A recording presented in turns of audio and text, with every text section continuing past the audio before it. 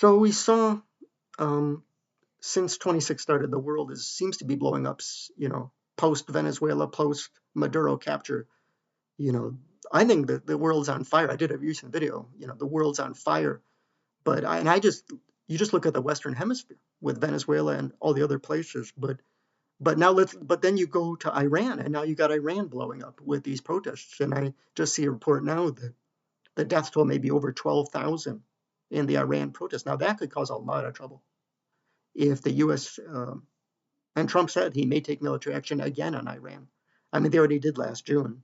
He wants to bomb them again, maybe, because of these Iranian protests, and maybe even a regime change if they could even go in like they did with Maduro and take out the leader of Iran, the Ayatollah, who is the real leader of Iran. But Iran could cause a lot of trouble.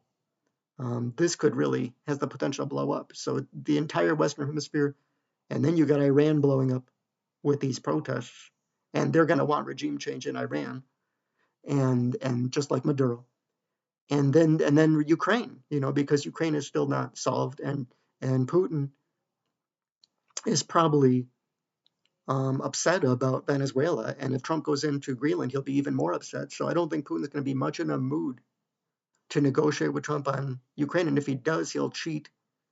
And they're trying to let him keep 17% of Ukraine or something like that. Is the only way that he'll even consider, because Putin's so selfish and he has no conscience. Like the only think he'll accept if he can at least keep like 20% of Ukraine. He won't accept anything else, and it's not going to fly. That's not going to fly. And even if they agree to that, Putin's going to invade other areas. He may even go into Eastern Europe. He may go into the Middle East. He's going to invade other areas of Russia. He's just going to invade more stuff because he invaded Crimea, South Ossetia, Georgia, Chechnya. Look at this guy's been there over 25 years. He's a savage. Just look at Bill O'Reilly's book about confronting evil, where he had a whole chapter about Putin. He's a savage. You think you're going to negotiate with Putin after over 25 years of him doing crazy stuff? I don't think that's going to happen. Don't forget about Ukraine. And now you got Iran.